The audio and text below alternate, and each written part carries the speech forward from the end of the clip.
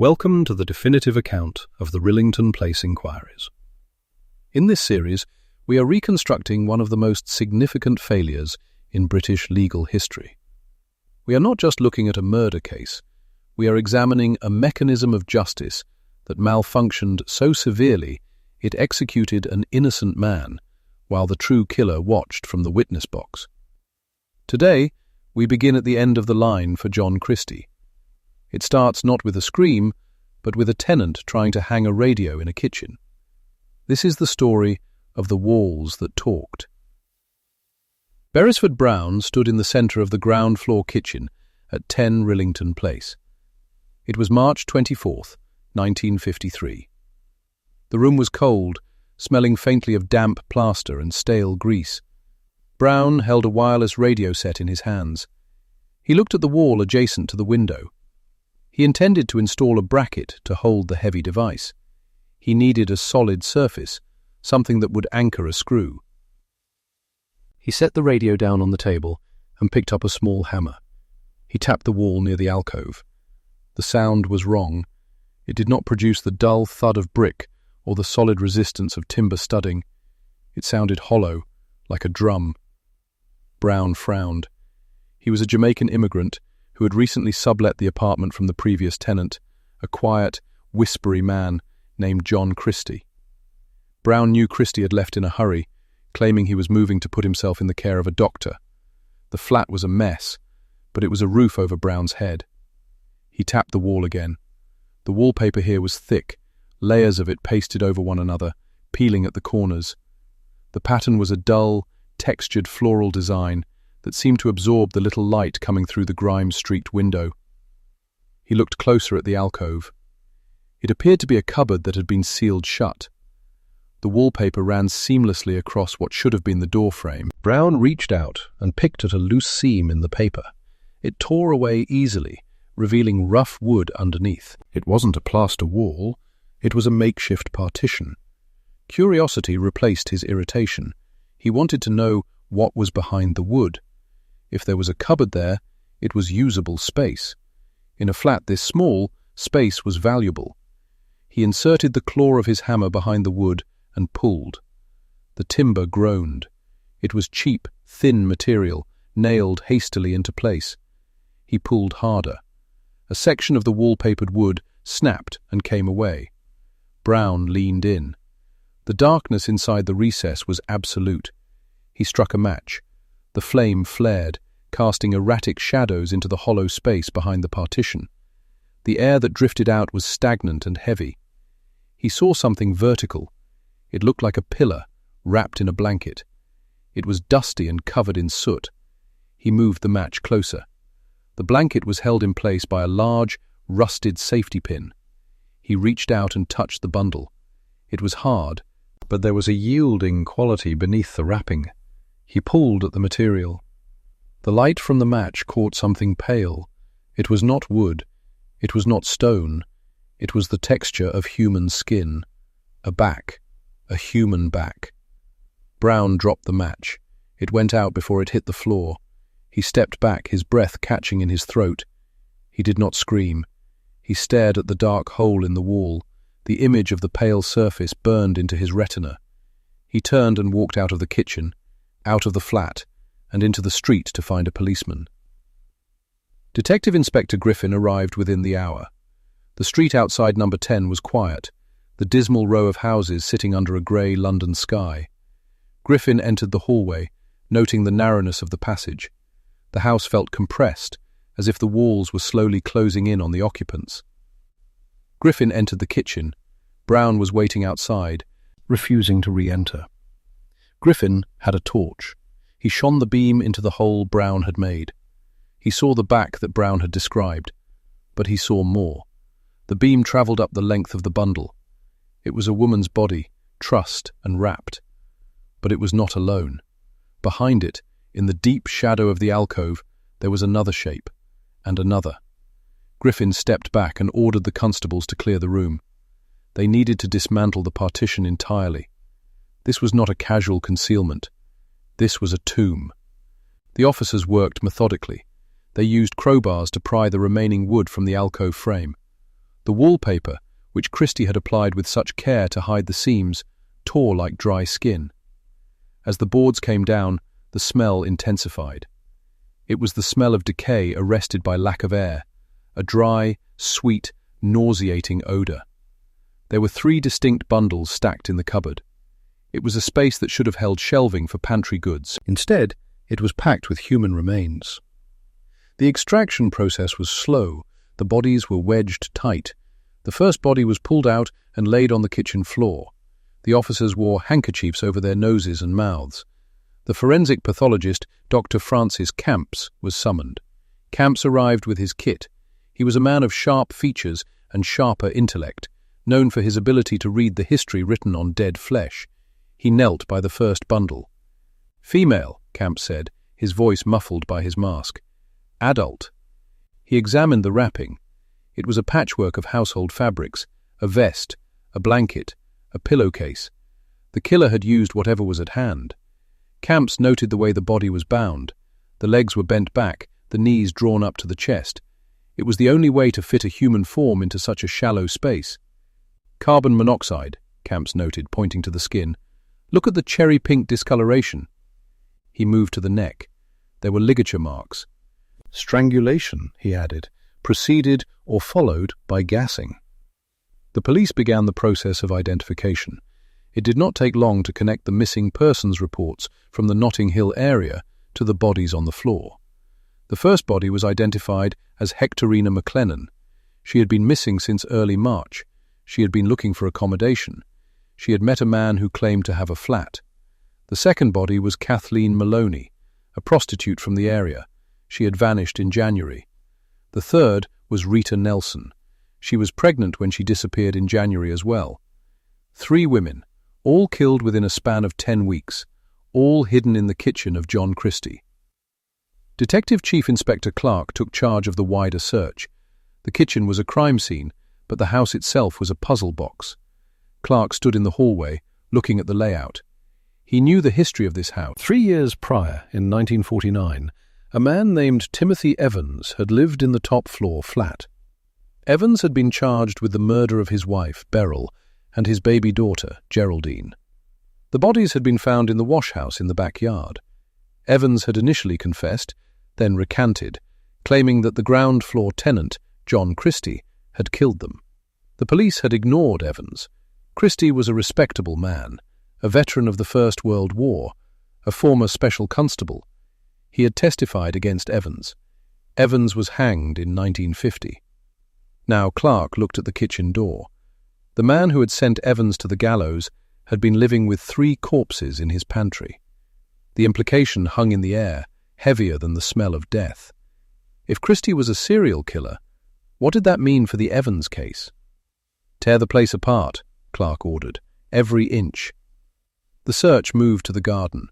It was a small, miserable patch of dirt, choked with weeds and debris. It was the same yard where Beryl and Geraldine Evans had been found. Officers began to clear the rubbish. There were piles of ash, rusted metal, and old timber. Christie had been an avid gardener, claiming to grow prize vegetables in the poor soil. A constable working near the fence called out, "Sir, have a look at this." Clark walked over. The constable was pointing at a fence post. The fence was a ramshackle affair, held together with wire and scrap wood. One of the supports was not wood. It was a bone. Clark crouched down. It was a femur, a human thigh bone. It had been driven into the earth to prop up a trellis. "Dig it up," Clark said. They excavated the post. It was indeed a femur. It was weathered, stripped of flesh, and pitted by the elements. It had been there for a long time. It was not from the women in the kitchen. They were fresh. This bone was old. Clark held the bone in a gloved hand. It was an obscenity. The killer had not just hidden his victims, he had used them as structural components of his home. He had looked at this bone every day while he tended his garden. "How many?" Clark asked, though he was speaking to himself. "How many are here?" The forensic team began to grid the garden. They probed the soil with metal rods. They found more fragments, ribs, vertebrae. The garden was a graveyard. The soil was composed as much of bone dust as it was of earth. Scott Henderson, a Queen's Counsel, would later be tasked with making sense of this, but in the immediate chaos of March 1953, the focus was on the physical reality of 10 Rillington Place. The police were dismantling the myth of John Christie alongside the house. In the kitchen, the wallpaper was stripped completely. Behind the layers, they found the gas pipe. It had been tampered with. A junction had been added, allowing a rubber tube to be connected. This confirmed the forensic assessment. Christie had gassed them. He had rendered them unconscious, then strangled them. It was a mechanism of total control. He didn't just kill, he subdued. The timeline began to reconstruct itself. Christie had lived here for over a decade. The women in the kitchen were recent. The bone in the garden was old. This suggested a long career. If the bone in the garden was old, it predated the deaths of Beryl and Geraldine Evans. This was the terrifying logic that was beginning to dawn on the investigators. When the police had searched the garden in 1949 to find the Evans bodies, they had walked right over the remains of Christie's earlier victims. They had missed them. They had found the wife and child, blamed the husband, and left the true monster alone in his house to kill again. The failure was systemic. It was total. Back inside, the search team moved to the front room. This had been Christie's sitting room. It was where he entertained guests. It was where he sat and listened to the radio. The floor was covered in linoleum. It was worn and cracked. The sergeant ordered. The officers peeled back the linoleum. Underneath, there were timber floorboards. They looked undisturbed at first glance, but a closer inspection revealed scratch marks around the nail heads. The dust in the gaps between the boards was lighter in colour than the surrounding dirt. The sergeant said. He inserted a crowbar between two boards. With a sharp crack, the wood leveraged up. The space beneath the floorboards was shallow, filled with rubble and dust. The beam of the torch cut through the gloom. The light hit something round and smooth. It was buried in the loose earth, just a few inches below the joists. It was a skull. The sergeant froze. He leveraged the next board. The hole widened. The skeleton was complete, still articulated. It was curled up, resting in the dirt foundation of the house. This was not a fresh kill. There was no flesh, no smell of recent decay. This was a skeleton. A constable said, pointing further along the joist. A second skull was visible a few feet away. The room fell silent. The men were standing on a mass grave. They had been walking over it for hours. Christie had lived on top of it for years. He had sat in his armchair reading the paper with the bodies of two women beneath his feet. The scale of the horror was becoming clear. The kitchen alcove was just the overflow. The garden was the dumping ground. The floorboards were the vault. The discovery of human remains beneath the floorboards suggests the kitchen alcove was only the beginning of the site's history. It was a history written in bone and buried beneath the banal veneer of working-class domesticity. The realization settled upon the room like the layer of coal dust that coated every surface of number 10, Rillington Place. Fine, choking, and impossible to wash away. The sergeant straightened up, the vertebrae of his spine cracking in audible protest, a sound that seemed obscenely loud in the sudden, suffocating silence of the front room. He wiped a hand across his forehead, smearing soot and sweat into a grey paste. "Stop," he said, his voice dropping to a gravelly whisper. "Nobody move a muscle. We need the photographer before we touch another splinter." The constables, young men who had joined the force expecting pub brawls and petty thefts, stood frozen. They stared into the abyss they had opened. The gap in the floorboards was a mouth, and it was screaming a silent testament to years of undisturbed atrocity. "Chief Inspector," one of the officers murmured, looking toward the hallway where the senior detective was conferring with the support team. "Sir, you need to see this." Chief Inspector Griffin stepped into the room. He was a man hardened by the war and the grim realities of policing a battered London. But as he approached the void where the floorboards had been, his face drained of colour. He took the torch from the sergeant's shaking hand and directed the beam downwards. The light played over the curvature of the skulls. They were brown, stained by the tannic acids of the soil and the fluids of their own decomposition. They looked like pottery shards, discarded and forgotten, yet they possessed the undeniable, haunting geometry of humanity. "Christ," Griffin breathed. It was not an oath, but a plea. "They are placed head to toe," the sergeant observed, his analytical mind trying to override the primal revulsion rising in his gorge. "Look at the alignment. This wasn't a panic burial, this was careful. He packed them in." The implication hung heavy in the stale air. To bury a body requires effort. To bury two bodies beneath the floor of one's own living room, arranging them within the joists like distinct pieces of luggage, requires a dissociation from reality that the police officers could barely comprehend. Christie had not just killed, he had incorporated the dead into the architecture of his existence. Griffin ordered, his voice hardening, retreating into procedure. The work resumed, but the tempo had changed. The violent ripping of wood was replaced by a surgical dismantling. The officers moved with the reverence of pallbearers. As more of the linoleum was peeled back, revealing the brittle newspaper layered underneath for insulation, headlines from 1943 and 1944 staring up blindly, the extent of the ossuary became clear. The space beneath the joists was not deep. It was a shallow crawl space, damp and earthy, smelling of wet rot and the peculiar, sweet musk of old death. The soil here was different from the garden. It was drier, shielded from the rain, preserving the skeletons in a grim tableau. As the aperture widened, the second skeleton revealed itself fully. It was curled tightly, the knees drawn up near where the chest would have been, a fetal position forced upon the victim by the narrow confines of the joist bay. Remnants of fabric clung to the bones, shreds of a dress perhaps, or a slip, disintegrated by time and insects until they were mere cobwebs of grey matter. A constable said, lying flat on his stomach, his face inches from the jagged edge of the floor. He reached down with a pair of long forceps, bypassing the ribcage of the second victim. He pulled up a small, rusted object. It was a metal clip, a garter clip. The mundanity of the object was a physical blow. It was a piece of intimate apparel, something worn by a woman who had dressed herself that morning thinking about her job, her lover, her dinner, never suspecting that her day would end in the grip of a strangler, her final resting place beneath the feet of the man who offered her a cup of tea. Griffin said, the house seemed to close in around them. The wallpaper in the front room was a dark, oppressive, floral pattern, peeling at the corners to reveal the damp plaster beneath. The gas mantle on the wall, long unused, looked like a watchful eye. It was impossible not to imagine Christie here.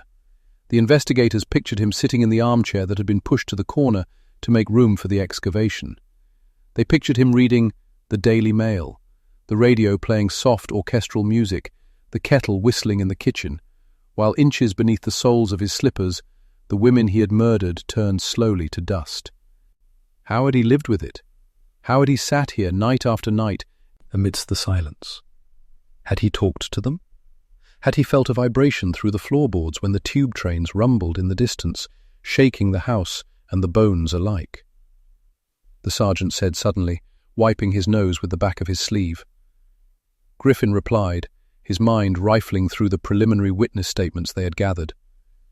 The sergeant muttered grimly. The sound of a vehicle arriving outside broke the trance. Heavy doors slammed, voices barked orders to the growing crowd of onlookers pushing against the police cordon. Griffin said. Moments later, Dr. Francis Camps entered the house. The pathologist was a man of imposing intellect and sharp mannerisms, a figure who had seen the worst that humanity could inflict upon itself. He wore a heavy coat and carried a leather bag that contained the tools of his grisly trade. He did not blanch at the sight of the open floor. He merely adjusted his glasses and stepped forward, the floorboards groaning under his weight. Camps said, his voice clipped and professional. He knelt by the opening, shining his own penlight into the cavity. He hummed a low, discordant note, a habit he had when processing complex visual data. Camps stated within seconds, pointing to the pelvic girdle of the first skeleton. He shifted his angle, peering at the skull further along the joist. He looked up at Griffin. Griffin answered. Camps nodded. The timeline was expanding like a malignant tumour. The kitchen alcove held bodies from weeks or months ago. The garden held a bone that looked years old. And now, the floorboards held victims from a decade past. This was not a spree, this was an era, a dynasty of death. Camp said, standing up and brushing dust from his trousers. The officers set to work expanding the hole. They removed the skirting boards, prying them away from the damp-stained walls. Behind the wood, colonies of woodlice scattered, disturbed from their dark feasting. As they worked, the house began to surrender its secrets in layers. In the corner of the room, tucked behind the wainscoting, a constable found a rolled-up ball of newspaper. He unfolded it carefully. It was dated July 1943. Inside were flakes of what looked like dried herbs. The constable suggested, Griffin said. The process of lifting the first skeleton was a macabre ballet. A canvas sheet was slid beneath the loose earth, inch by agonizing inch. The men sweated in the cold room, their breath misting in the torchlight. When they finally lifted the bundle, the weight was negligible. Without the water and flesh of life, a human being is terrifyingly light. They laid the remains on a plastic sheet in the center of the room. Camps knelt immediately, his hands moving with fluid precision.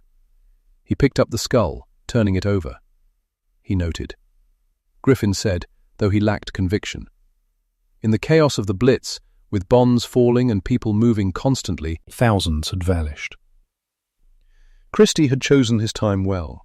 He had used the fog of war as a cloak. Camp said, pointing to the vertebrae of the neck. He traced a line on the thigh bone. Camps murmured. The image of Christie, sweating and panting in the semi-darkness, forcing the limp limbs of his victims into the narrow space between the joists, snapping bones to ensure the floorboards would lie flat again, caused one of the younger constables to turn away and retch dryly into his hand. The sergeant said from the hole.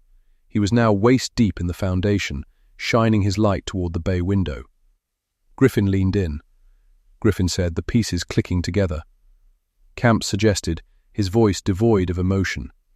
The sun had begun to set outside, casting long, raking shadows through the dirty net curtains. The streetlights flickered on, bathing Rillington Place in a sickly sodium orange. The crowd outside had swelled. Reporters were shouting questions at the uniformed officers guarding the door. What have you found? Is it true? How many? Inside, the silence was absolute, broken only by the scrape of the trowel. They moved to the second skeleton. This one proved more difficult. The roots of a shrub from the front garden had penetrated the brickwork and woven themselves through the ribcage, binding the victim to the house in a literal sense. The police had to cut the roots away, snapping the woody tendrils that had fed on the nutrient-rich soil of the grave. As they cleared the dirt from the second skull, a small object rolled out from the eye socket. It was a marble, a child's toy. Griffin picked it up.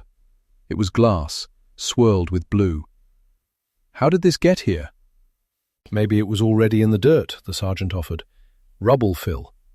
Or maybe, Griffin said, a dark thought forming, a child was playing on the floor while her mother sat on the sofa, and the marble rolled through a gap in the boards, rolled down here to keep company with the dead. The juxtaposition of innocence and depravity was the hallmark of 10 Rillington Place. It was a house where children played, where tea was brewed, where a man cured his bronchitis with friar's balsam, all while seated on a throne of corpses.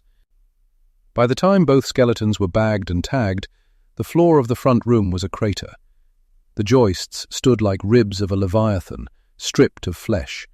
The earth beneath was churned and scarred. Griffin announced. A sergeant reminded him. Griffin's eyes were hard. The investigation radiated outward from the front room like shock waves. Every inch of the property was now suspect. The walls were tapped for hollow sounds. The chimney breast was inspected. The garden was gridded off for a complete excavation. But it was the bone in the garden, the old femur found earlier, that nagged at Griffin.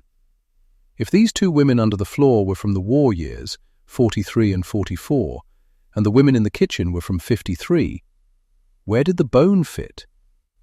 Doctor, Griffin asked Camps, who was packing his instruments, that femur from the garden, Could it belong to one of these two?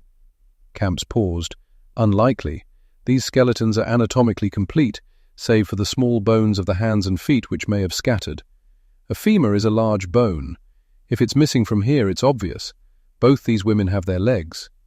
So, Griffin said, the math horrifyingly simple, the femur is a third woman, a fifth body, if you count the three in the kitchen alcove, or a sixth.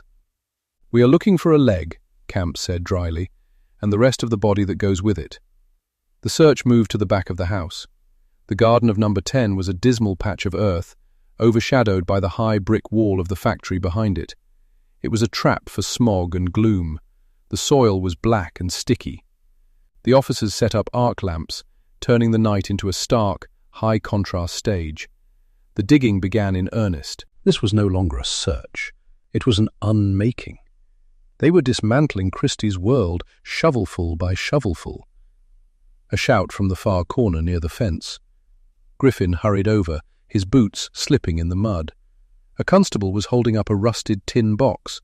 It was an old biscuit tin. Griffin commanded. The lid was corroded, fused shut. The sergeant used a screwdriver to prise it open. The metal screeched, giving way with a snap. Inside, resting on a bed of mouldering cotton wool, was a collection of hair. Human hair. Clumps of it, different colours, some long and dark, some short and fair. And nested among the hair were clips, rings and cheap costume jewellery. Griffin whispered. Christie hadn't just kept the bodies, he had kept souvenirs. He had harvested pieces of them to remember the moment of their deaths. The box was a reliquary of his obsession. There's a pubic hair sample here, Camps noted, peering over Griffin's shoulder. Griffin said, the discovery of the tin box changed the psychological profile of the suspect immediately. This was not a man who killed in a fit of rage. This was a man who killed to possess. And when the bodies rotted, when they were no longer viable objects of desire, he buried them and kept the durable parts, the hair, the metal, the bone, to sustain his fantasy. Griffin ordered, his voice echoing off the factory wall. 10 minutes later, the spade hit something hard and hollow, not metal, not wood. The sound was distinct. It was the sound of a skull. This one was not deep. It was barely covered by 6 inches of topsoil and a few rotting cabbages. Christie had grown vegetables over this face. The sergeant counted, his voice numb. But as they cleared the earth, the horror compounded. This skull was damaged. It had been crushed. And mixed in with the soil around it were other bones, ribs, vertebrae. But they were jumbled, chaotic. This wasn't an articulated skeleton like those under the floorboards. This was a debris field of human remains. He moved them, Camps observed, stepping into the mud.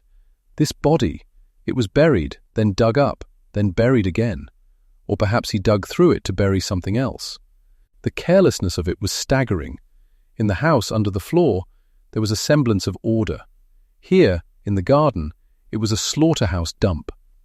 Wait, Camp said, picking up a humorous bone. This bone, it's burnt at the end. Burnt? Look at the carbonization. He tried to burn the body. Griffin looked toward the rusted incinerator drum that stood in the centre of the yard. It was a common sight in London gardens, used for burning refuse. Christie had used it for something else. He tried to cremate them? Griffin asked. An amateur mistake, Camp scoffed. It takes tremendous heat to destroy a human body.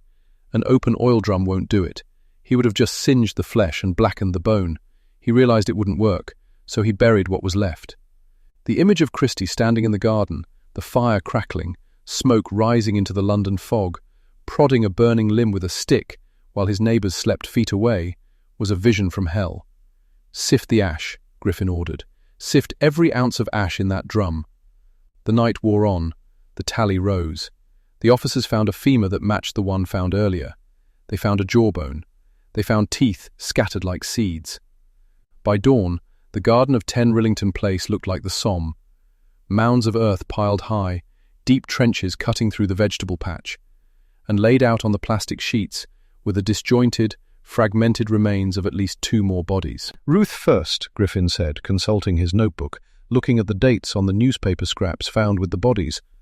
Austrian refugee, missing 1943. and Muriel Eady, missing 1944. She worked with Christie at the radio factory. Colleagues? The sergeant shook his head. He brought her home for tea. And the others? Griffin pointed to the fragments from the garden. We need to reconstruct them, Camp said, rubbing his eyes. But looking at the bone density, these are older, much older.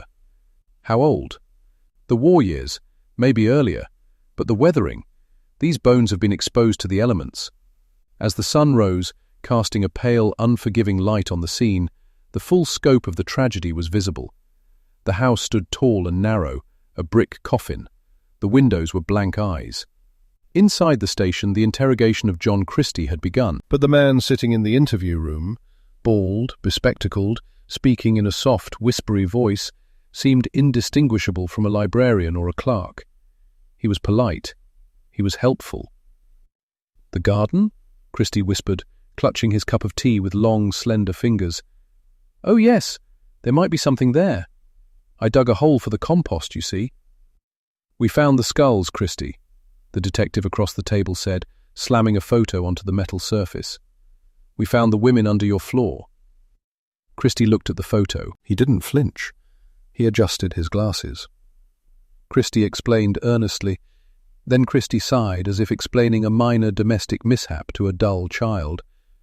The banality of his evil was the most chilling aspect of all. There was no grand motive, no occult ritual. There was just a man with a sexual dysfunction and a supply of gas, solving the problem of a dead body with the same pragmatic logic one might use to fix a leaky pipe. Back at Rillington Place, the excavation reached the final stage. The police had moved to the wash house. The concrete floor was cracked. Griffin ordered. The heavy iron head swung down. Clang, crack, the concrete splintered. Beneath it was not soil but a void, a hollow space. Griffin shone the torch in. This was not a grave, it was a sump, a drainage catch, and at the bottom, glistening in the wet slime, was a shoe. A high-heeled shoe. Griffin said, his voice hollow. The investigation would eventually uncover the truth about Timothy Evans, the man hanged 3 years prior for the murder of his wife and child at this very address. The bodies of Beryl and baby Geraldine had been found in the wash-house. The police had looked at Evans, a man of low intelligence and high anxiety, and decided he was the killer. They had bullied a confession out of him. But all the while, as Evans stood in the dock, as the noose was placed around his neck, the real killer had been sitting in the courtroom, watching. Christie had testified against Evans. He had sworn on the Bible. And then he had gone home to 10 Rillington Place, walked over the bodies of Ruth and Muriel in his front room, and made himself a cup of tea. The systemic failure mentioned earlier was now a glaring indictment. The police had been here in 1949. They had searched the garden. They had found a skull then too, but Christie had told them it was from a Blitz victim, rubble brought in from a bombed-out site to level the garden. And the police, seeing a respectable-looking veteran, had believed him. They had kicked the skull aside and focused on Evans. Because they had missed the bone, because they had trusted the soft-spoken man in the cardigan, Christie had been free to kill 4 more women. The 3 in the kitchen alcove, Hectorina McLennan, Kathleen Maloney, and his own wife Ethel, had died because the law had failed to look beneath the surface. Griffin stood in the ruined garden, looking up at the house. The forensic team was bringing out the last of the bags. The photographers were packing up. The sergeant said. Griffin corrected him. He looked down at his boots, caked in the mud of Rillington Place. He knew he would never get them clean. Some stains go too deep.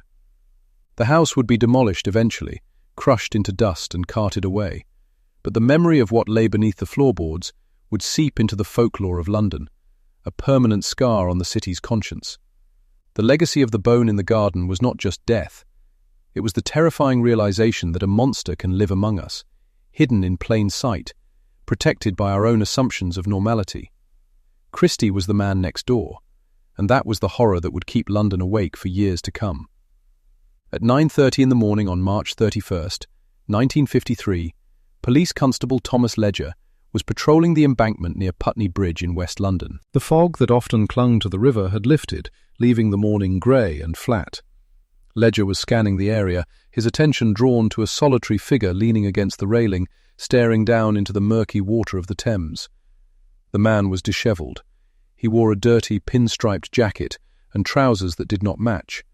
On his head sat a battered felt hat, pulled low. He looked less like a fugitive and more like one of the many vagrants who drifted through the city in the post-war years. But Ledger had seen the briefing. Every officer in London had seen the briefing. The description was specific. 54 years old, 5 feet 8 inches tall, balding, soft-spoken, often wearing spectacles. Ledger approached slowly. The man did not run. He did not even turn his head until the constable was within arm's reach. Ledger said. The man turned. His face was gaunt, unshaven for several days, his eyes behind the round glasses watery and defeated. He removed his hat, revealing the high, domed forehead that had stared out from the front page of every newspaper in England for the past week. Ledger stated, his hand resting near his truncheon, though the man showed no sign of aggression. The suspect looked at the constable, then back at the bridge. He reached into his pocket and pulled out his possessions. They were meagre, a few pennies, a half-empty packet of cigarettes, and a button. He said quietly. His voice was a whisper, barely audible over the sound of the traffic on the bridge. He did not resist as Ledger took him into custody. The manhunt, which had gripped the nation and sent waves of panic through the streets of Notting Hill, ended not with a shootout or a chase, but with a tired man surrendering to the inevitable gravity of his own actions. He was transported immediately to the Putney police station and then, under heavy guard, back to the chaotic epicenter of the case, Notting Hill. The arrest changed the atmosphere of the investigation instantly. Until that morning, John Christie had been a phantom, a monster of speculation. Now, he was a prisoner in a cell, a biological entity that could be observed, questioned, and analyzed. The police needed to bridge the gap between the bodies found in the kitchen alcove and the man sitting in the interrogation room. Chief Inspector Griffin was waiting. The transition from the physical excavation of 10 Rillington Place to the excavation of John Christie's mind began within the hour. Christie sat in the interview room, his hands clasped on the table. He requested a cup of tea. He was polite, almost deferential, retaining the mannerisms of the special constable he had once been. This was the facade that had protected him for a decade. Even covered in the grime of sleeping rough for a week, he attempted to project an air of respectability. He spoke of his health, complaining of fibrositis and insomnia, framing himself as a victim of his own frailty. The police, however, were not interested in his back pain. They laid out the evidence. The discovery by Beresford Brown was detailed to him. The hollow sound in the kitchen wall, the tearing away of the wallpaper, the glimpse of a woman's back. They described the excavation of the garden, the femur that had propped up the fence, the skull found in the soil. Christie listened. He nodded occasionally, as if they were discussing a procedural error in a filing system rather than a charnel house.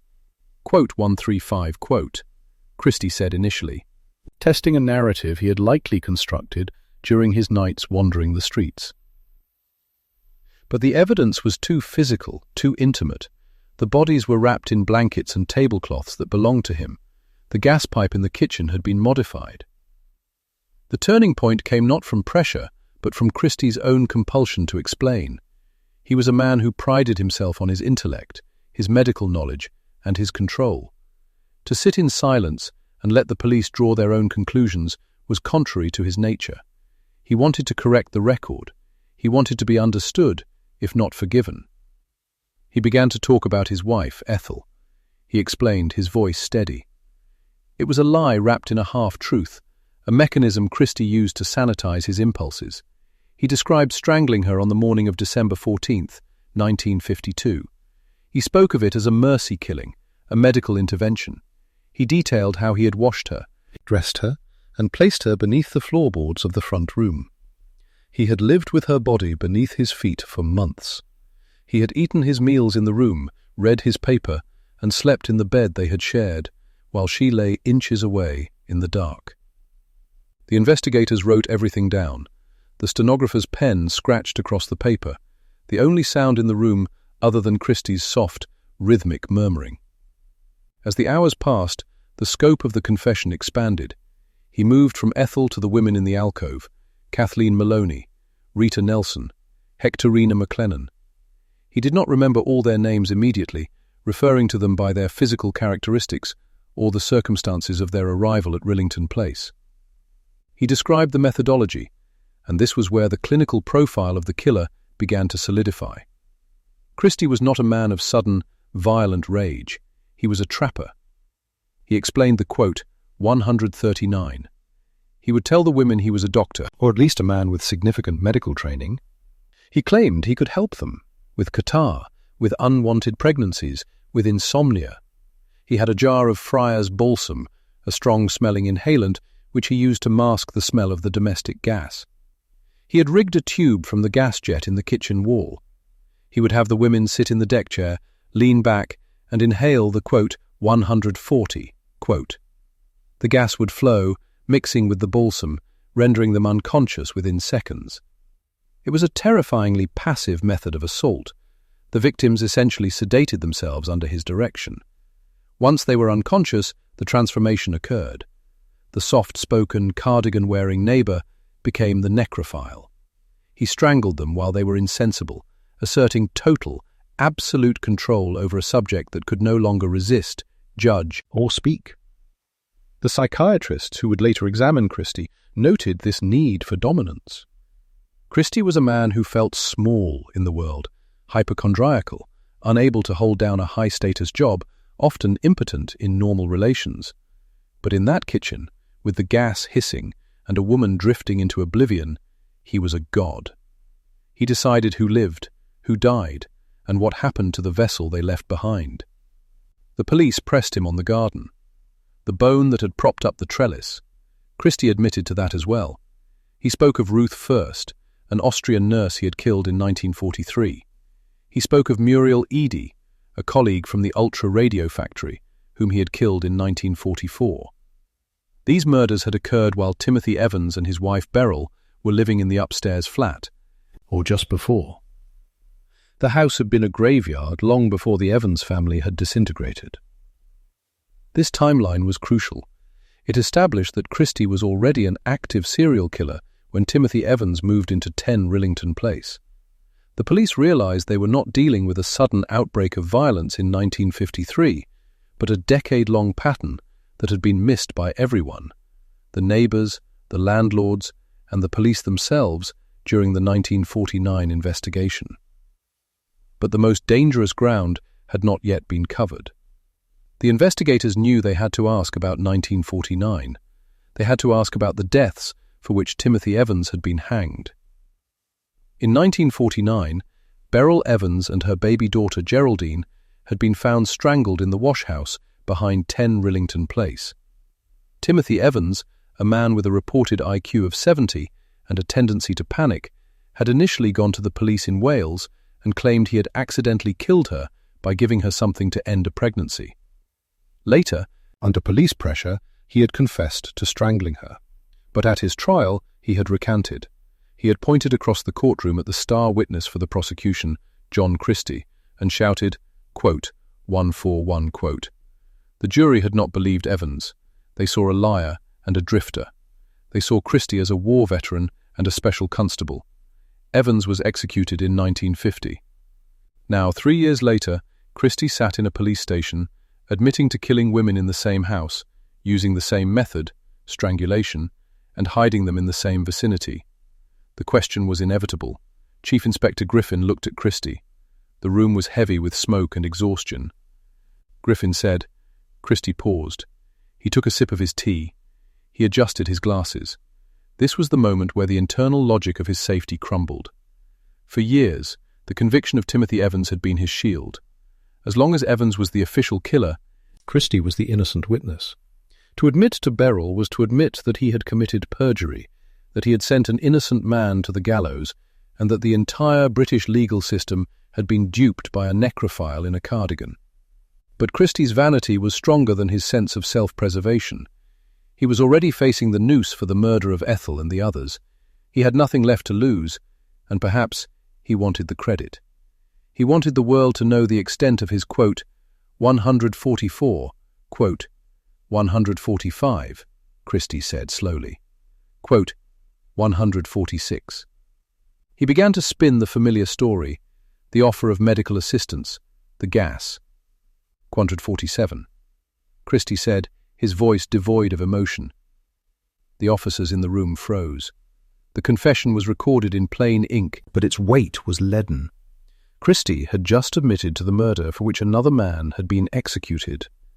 He described how he had moved Beryl's body to the wash-house. He described how he had planned to bury her in the garden, but the ground was too hard, or perhaps he had been interrupted. Griffin asked. Here Christie balked. He shook his head. He insisted. Psychologically, this denial was consistent with Christie's self-image. He viewed his murders as, quote, or upon adult women. Killing an infant did not fit his delusional framework of being a helper or a doctor. It was a brutal act of elimination that he could not integrate into his persona. However, the logic of the scene dictated that if he killed the mother, the crying child became an immediate threat to his secrecy. Despite his denial regarding the infant, the admission regarding Beryl was catastrophic for the Crown. News of the confession leaked quickly to the higher echelons of the Home Office. The implications were immediate and terrifying. Scott Henderson, a Queen's Counsel, was alerted. The machinery of the state began to grind into motion, not just to prosecute Christie, but to figure out how to handle the Evans disaster. If Christie was telling the truth about Beryl, then Timothy Evans had been judicially murdered. The police had coerced a confession from a mentally vulnerable man. The prosecution had relied on the testimony of a serial killer. The judge had misdirected the jury. The quote 155 was commissioned almost immediately. Scott Henderson was tasked with a rapid, almost impossible job. Interview Christie, review the evidence, and determine if there had been a miscarriage of justice. But the parameters were tight. The establishment was protecting itself. The goal seemed to be to find a way to interpret Christie's confession as the ramblings of a madman, to preserve the verdict of 1950. But in the interrogation room, the reality was simpler. Christie was providing details only the killer could know. He described the layout of the house in 1949. He described the interactions with Evans. He described the tension in the kitchen. Christie said, showing a flash of contempt, 157. He was nose to manipulation described in the character profiles. Christie had not just killed Beryl, he had psychologically dismantled Timothy Evans. He had played the role of the wise, older mentor, guiding Evans into a trap. When Evans had realized what was happening, it was too late. He was in the grip of the police, and Christie was the respectable witness. The detective looked at the statement. The dates didn't align perfectly with Evans's confession, but the method was identical. The location was identical. Quote 158, the detective clarified, ensuring the record was unambiguous. Quote 159. Christie nodded. Quote 160. Quote 161. Quote 162, Christie said. Quote 163. The admission hung in the air. It was a sentence that would trigger decades of debate, reform in the death penalty laws, and countless books and films. But in that moment, it was just a quiet sentence spoken by a small man in a police station. Christie leaned back. He looked tired. The adrenaline of the capture had faded, leaving him with the dull ache of his ailments. He seemed unaware of the firestorm he had just ignited. He was thinking about his tea, about his back pain, about the next time he could sleep. He had successfully reconstructed his own history. He was no longer the witness, he was the protagonist.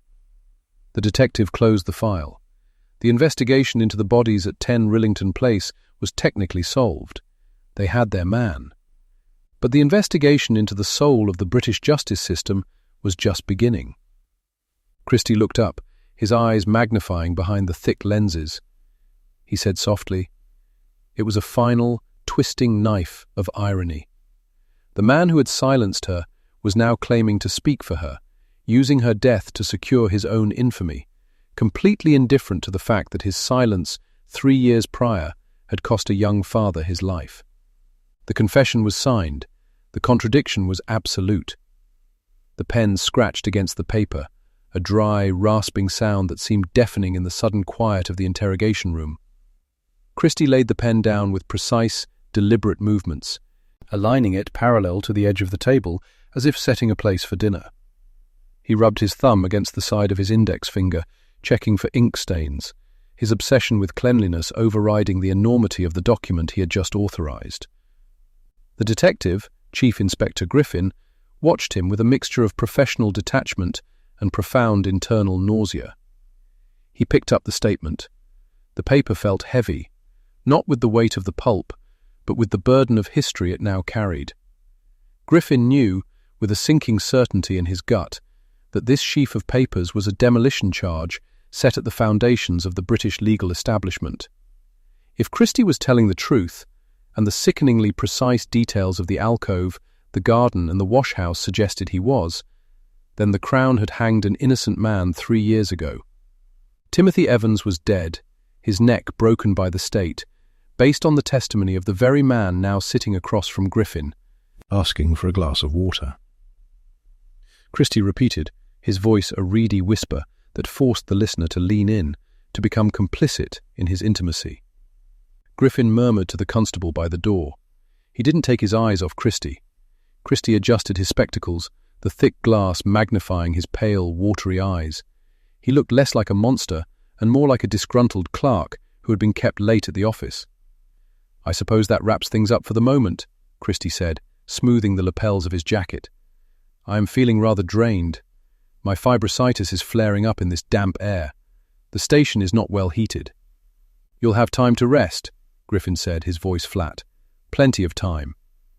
The reality of 10 Rillington Place was still being excavated, literally and metaphorically. While Christie sat in the sterile safety of the station, complaining of drafts, police teams were currently dismantling the house of horrors he had left behind in Notting Hill. Griffin could picture the scene. The soot-stained brickwork, the peeling wallpaper, the smell of damp rot and decay that permeated the district. And beneath the floorboards, wrapped in blankets, trussed like parcels, were the women. Hectorina McLennan, Kathleen Maloney, Rita Nelson, and in the garden, the skeletal remains of others. But it was Beryl Evans who haunted the room. "Christie," Griffin asked, unable to stop himself, "when Evans accused you, when he stood in the dock and pointed at you, what did you feel?" Christie pursed his lips, thinking back. He seemed to view the memory not with guilt, but with a critical, almost theatrical eye. "I felt he was performing badly," Christie said simply. "He was inarticulate. He was hysterical. I knew that if I remained calm, if I presented the face of a veteran, a former special constable, a man of standing, well, the jury would prefer order to chaos. Evans was chaos. I was order." "You were lying." "I was surviving," Christie corrected him. "It is a basic instinct, Inspector. Surely you understand that. One does what is necessary to maintain one's position." The door opened, and the constable returned with a tin cup of water. Christie took it with a nod of thanks, his manners impeccable. He drank slowly, savouring the liquid, his Adam's apple bobbing in his scrawny neck. It was a grotesque tableau, the polite sip of water from lips that had kissed the dead, hands that had strangled the life out of trusting women, now holding the cup with a delicate, pinky-extended grace. As the hours wore on, the machinery of the justice system began to grind into motion around him. He was formally charged. The list of names read out was a litany of the lost and the lonely, women who had come to London seeking work, or love, or simply a cure for an unwanted pregnancy, and had found John Reginald Halliday Christie instead. He listened to the charges with his head cocked to one side, nodding occasionally, as if grading the accuracy of a report. When they finally moved him to the cells, the station was buzzing. The press had caught the scent. Rillington Place was already becoming a spectacle, a macabre tourist attraction, where crowds gathered to stare at the drab facade, whispering about the, quote, 180, quote. But Christie, isolated in the back of the transport, seemed disconnected from the furore. His concern was the hardness of the bench in the cell. He complained to the turnkey about the scratchiness of the blanket. He asked for a doctor 3 times in the first hour, citing palpitations, indigestion, and a, quote, 181, quote. He was a hypochondriac of the highest order, a man terrified of his own mortality, while having treated the lives of others as disposable currency. In the days that followed, as the investigation deepened, the full scale of his deception became clear. He was not just a killer, he was a compulsive liar who had fabricated a life of medical expertise. He had lured his victims with promises of abortion procedures or cures for catarrh, using a jar of Friar's balsam and a tube of coal gas to incapacitate them. He had played the doctor, the saviour, the kindly uncle. The preparation for the trial became a national obsession. The Crown was in a precarious position. They had to prosecute Christie for murder, but in doing so, they had to be careful not to explicitly indict the system that had executed Evans. It was a legal tightrope walk. The prosecution decided to focus on the murder of his wife, Ethel Christie, whose body had been found under the floorboards of the front room. It was the safest route, a domestic murder, clean and undeniable. But Christie, ever the manipulator, had other plans. He wanted to talk about all of them. He wanted the credit. From his cell in Brixton Prison, awaiting trial, Christie met with his defence team. He was a difficult client. He would spend hours detailing his ailments, his history of blindness, his time in the army, his loss of memory during the critical moments of the crimes. His defence, led by the eminent Derek Curtis Bennett, saw only one path: insanity. To hang a man who claimed to be a necrophile, a man who kept hair as tokens, a man who lived with corpses, surely required a plea of guilty but insane. Christie vacillated. He didn't like the word quote. It lacked dignity. He preferred to think of himself as misunderstood, a victim of impulses he couldn't control, a martyr to his own psychology. It came over me, he would say, like a fog. The trial began in June 1953 at the Old Bailey, the very same court where Timothy Evans had been condemned 3 years prior. The atmosphere was electric, suffocating. The gallery was packed with spectators, the air thick with cigarette smoke and the scent of damp wool from the heavy coats of the press corps. When Christie appeared in the dock, there was a collective gasp, not of fear, but of disappointment. He looked so small, so ordinary. He wore a suit that seemed slightly too large, his bald head gleaming under the lights, his eyes hidden behind the round spectacles. He stood where Evans had stood. He gripped the rail where Evans had gripped. Sir Lionel Heald, the Attorney General leading the prosecution, was methodical. He stripped away Christie's pretensions. He didn't paint him as a monster. He painted him as a selfish, calculating liar. "You are a man who likes to be in control, are you not, Mr. Christie?" Heald asked. "I like things to be proper," Christie whispered. The judge had to ask him to speak up repeatedly. "I have a weak voice," Christie complained. "Must I shout?" "You had strength enough to strangle your wife with a stocking," Heald retorted, his voice cutting through the courtroom. "You had strength enough to lift the floorboards." Christie looked wounded by the tone. "I was desperate. I didn't know what I was doing." But the pivotal moment, the moment that linked the past to the present, came when the defence called Christie to the stand to discuss the Evans murders. The courtroom went deathly silent. This was the ghost entering the room. "Did you kill Beryl Evans?" Curtis Bennett asked his client. Christie looked at the ceiling, then at his hands. "Yes," he said, "I gassed her. I strangled her." "And why did you let Timothy Evans take the blame?" Christie shrugged, a microscopic movement of his shoulders. "He was going to be caught anyway. He was frantic. I just stepped back. I let the police do their work." The admission sent a ripple through the gallery that the judge had to suppress with a gavel strike. In the press box, journalists scribbled furiously. It was the confirmation of the nightmare. The law is fallible.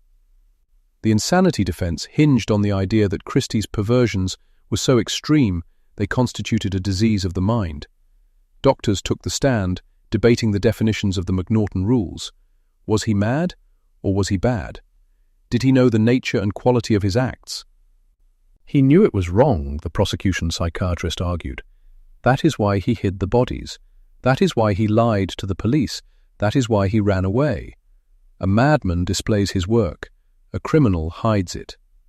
Christie listened to the doctors dissect his psyche with the same detached interest he had shown when discussing his digestion. He seemed to enjoy the attention, the complexity of the medical terms being thrown around. He was finally the center of the medical world he had always pretended to belong to. On the final day, the judge's summation was stern. He guided the jury away from the emotional quagmire of the Evans case and back to the facts of Ethel Christie's death. The law, he reminded them, was precise. The jury was out for only an hour and 20 minutes. When they returned, the foreman looked grave. Christie stood, his hands clasped behind his back, looking like a man waiting for a bus. Guilty. There was no recommendation for mercy. Christie blinked. He seemed to process the words slowly. The judge reached for the black cap, the square of silk that signaled the ultimate sanction. The words were ancient and terrible, to be taken from this place to a lawful prison and there to be hanged by the neck until you are dead. Christie did not scream. He did not protest. He merely nodded, as if the judge had confirmed a train timetable.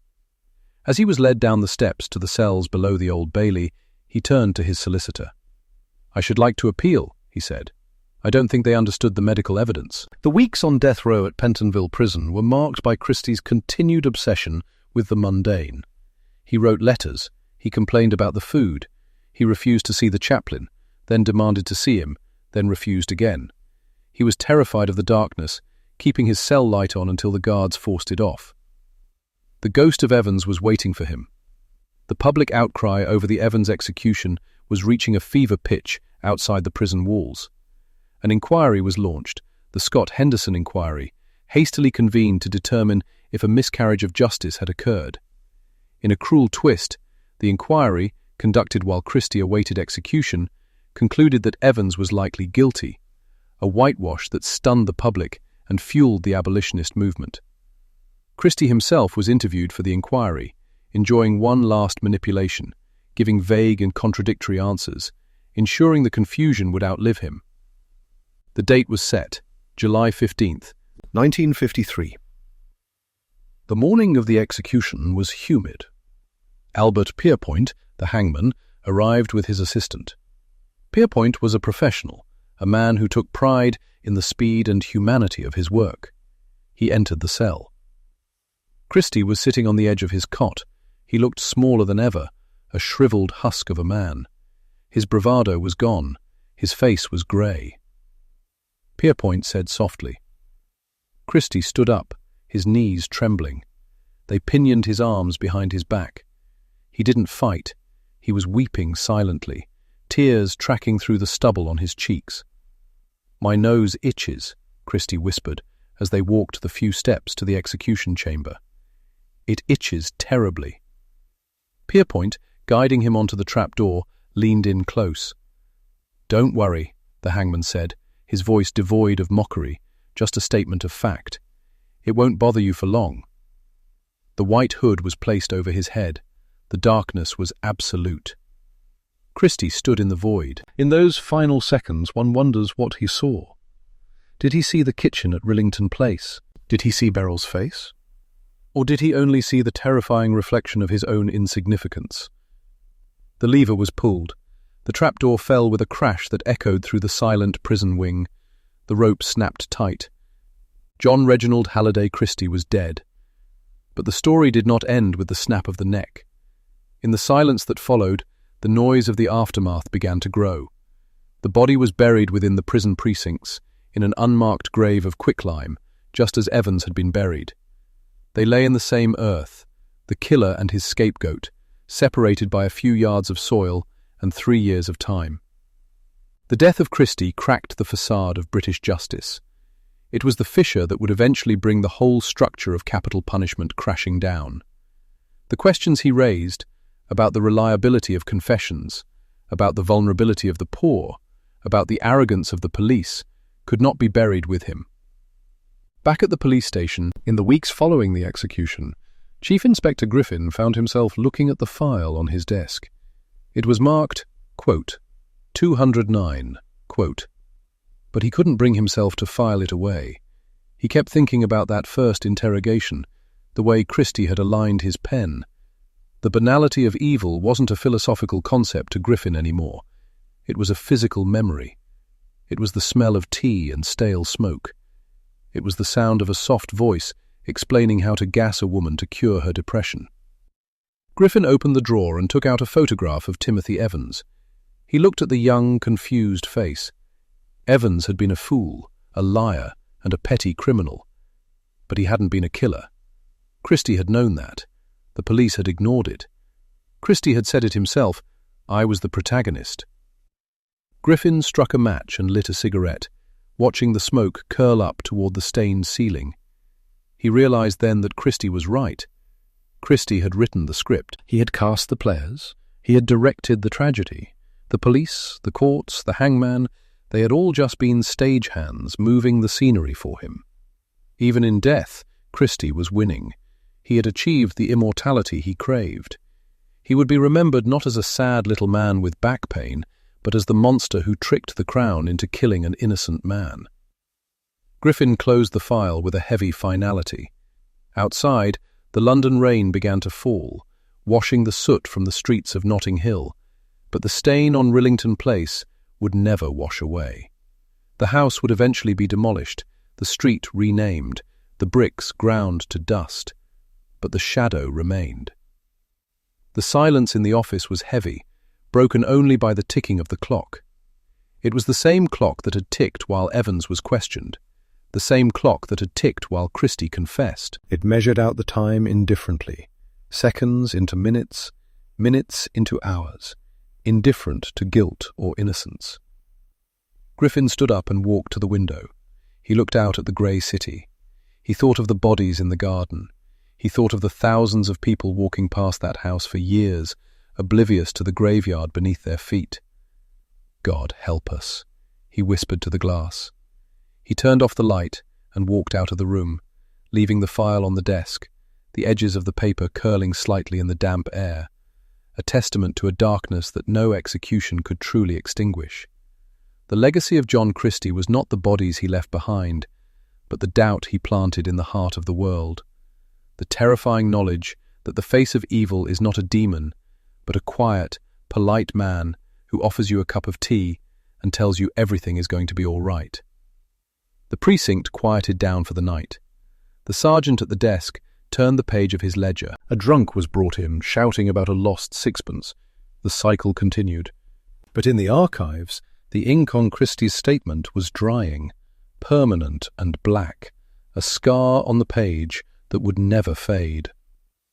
Years would pass. 1965 would come, and with it, the suspension of the death penalty.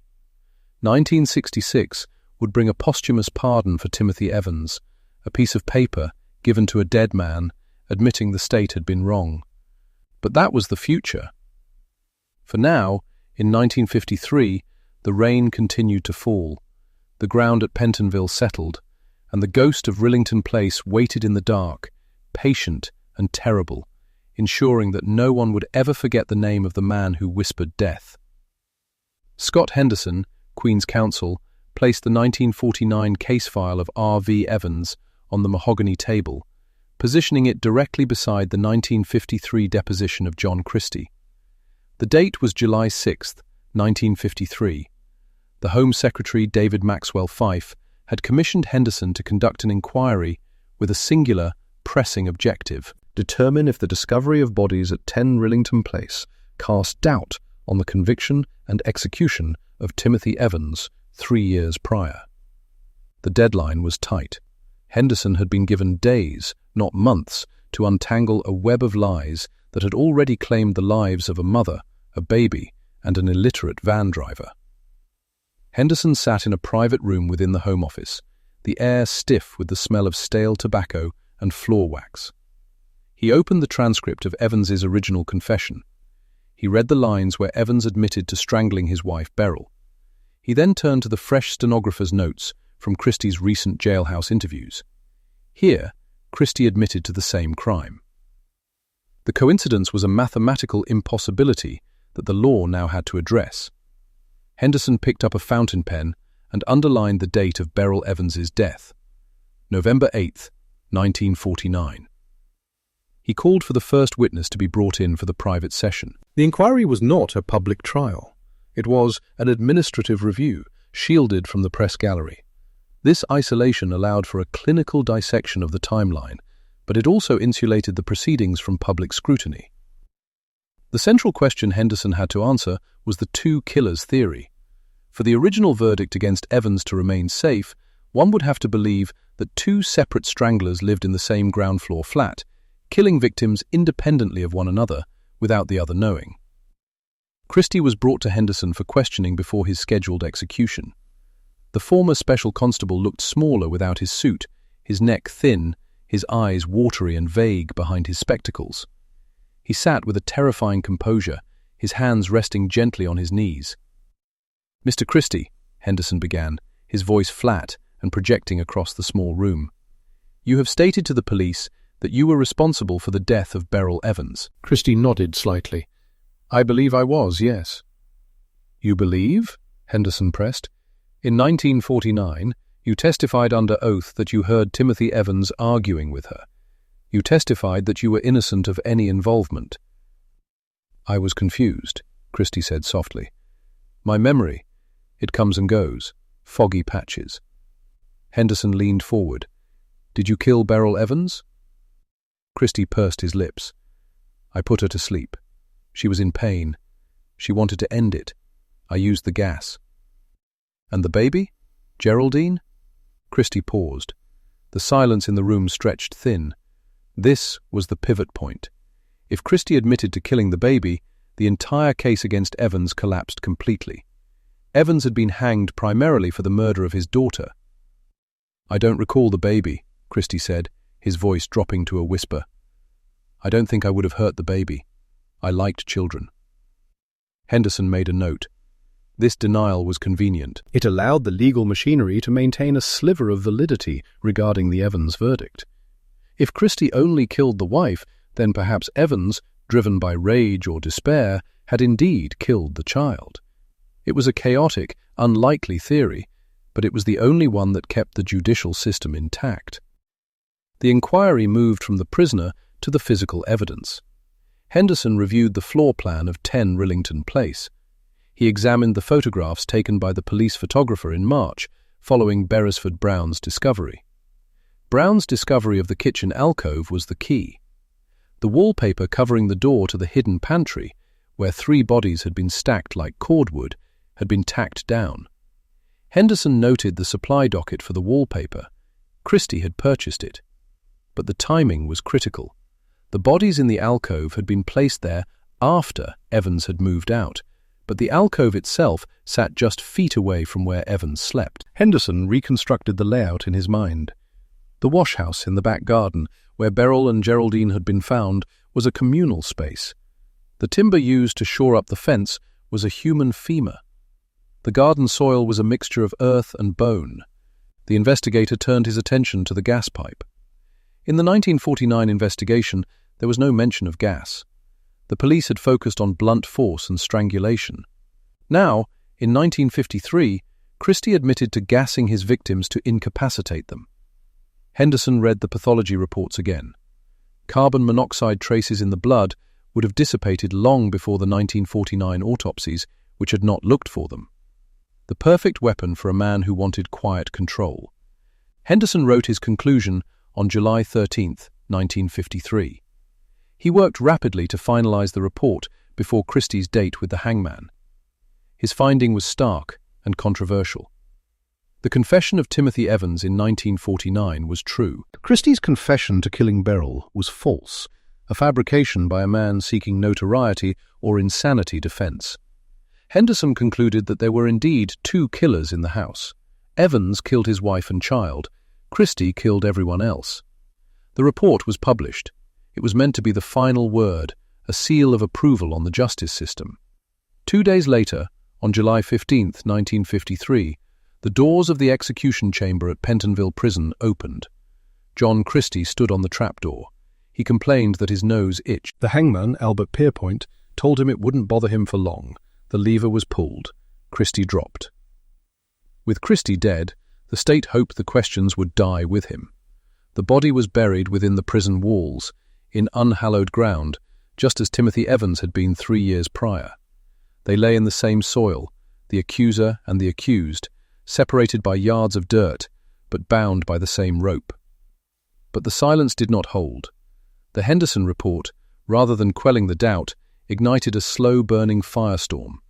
Journalists, lawyers, and writers began to pick apart the logic of the, quote, 225 theory.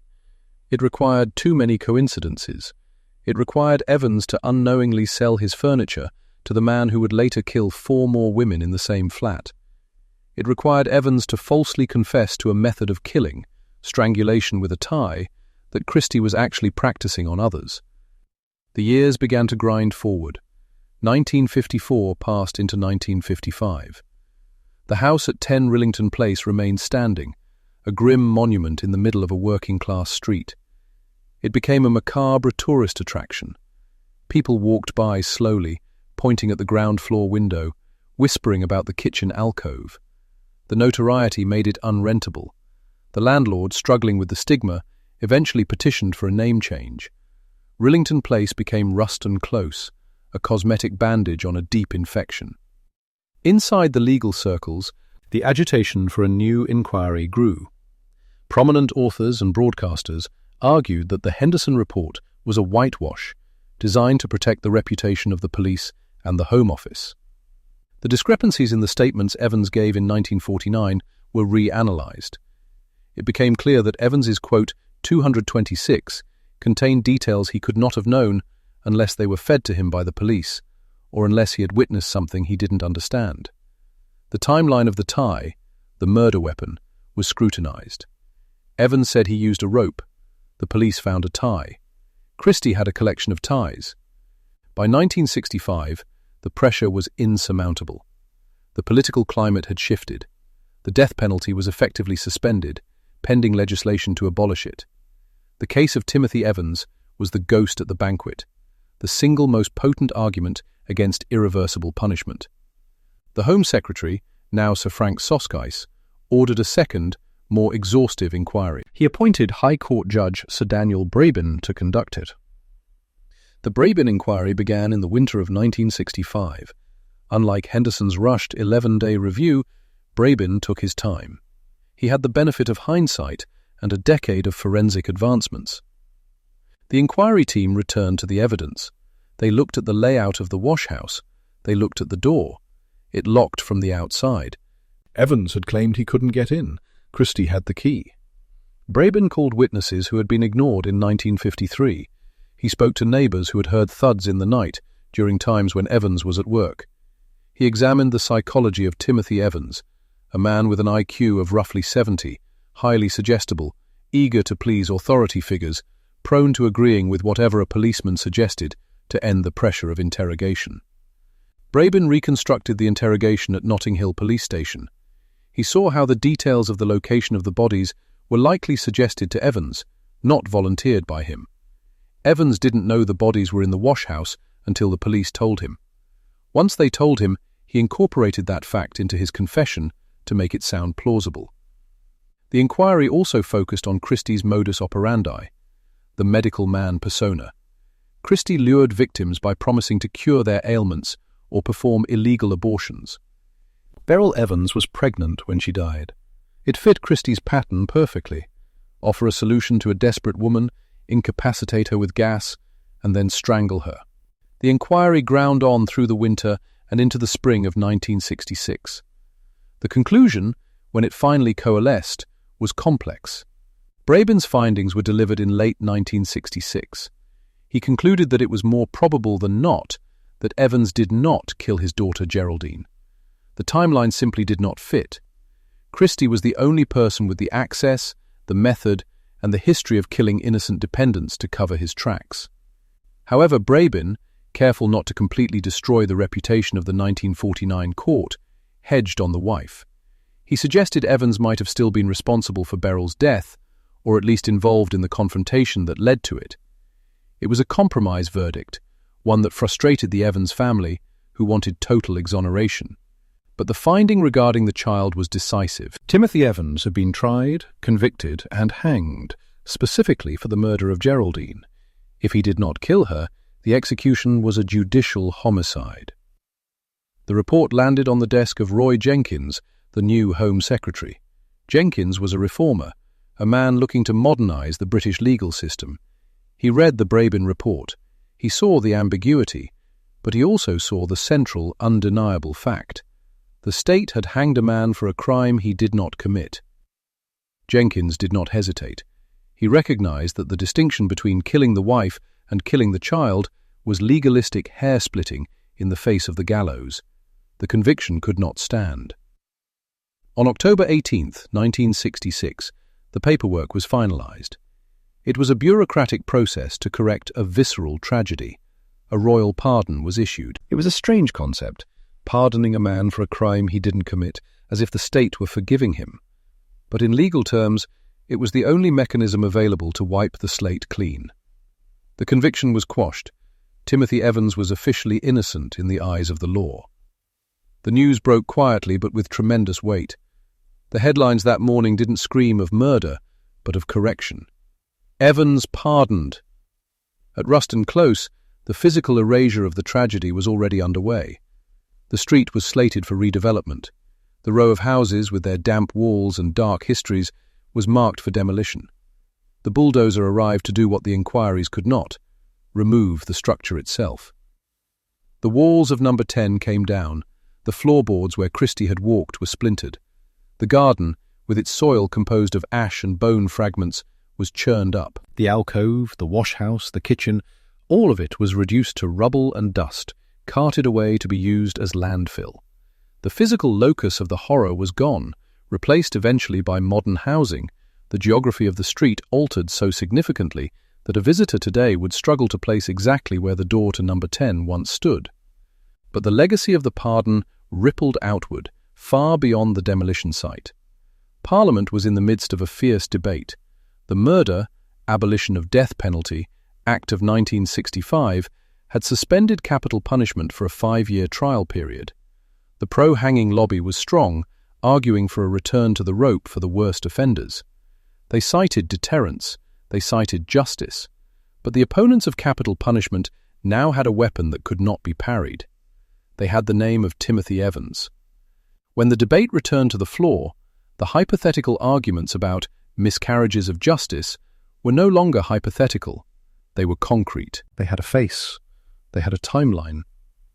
Every time a member of Parliament rose to argue that the British judicial system was infallible, the opposition only had to point to the Brabin report and the pardon of 1966.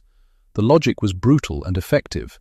If the system could kill Timothy Evans, a man surrounded by the evidence of a serial killer, investigated by the best detectives, and tried by a jury of his peers, then the system was flawed. And if the system was flawed, the penalty could not be final. The 1966 pardon of Timothy Evans serves as a primary catalyst for the abolition of the death penalty in the United Kingdom. It was not, however, an instantaneous shift in the moral compass of the nation, but rather a slow, grinding erosion of certainty. The rope had been a fixture of British justice for centuries, a grim constant that hung over the Old Bailey and the imagination of the public alike. To remove it required more than just statistics. It required a ghost. And in the years between the suspension of the death penalty in 1965 and its permanent abolition in 1969, the ghost of Timothy Evans walked the corridors of Westminster with a persistence that no lobbying group could manufacture. The atmosphere in the House of Commons during those crucial debates was thick with history. When Home Secretary James Callaghan rose to speak on the motion to make the abolition permanent, the air was heavy with the unsaid. The haunting question was no longer about the morality of taking a life for a life, but about the terrifying fallibility of the machinery that authorized it. The spectre of Evans stood at the dispatch box, invisible but undeniable. Every argument for the deterrent value of the noose crumbled when weighed against the image of a young man, barely literate and frightened beyond measure, being marshalled toward a trapdoor for a crime committed by the key prosecution witness. The definitive vote in December 1969 was not merely a legislative procedure, it was an act of national contrition.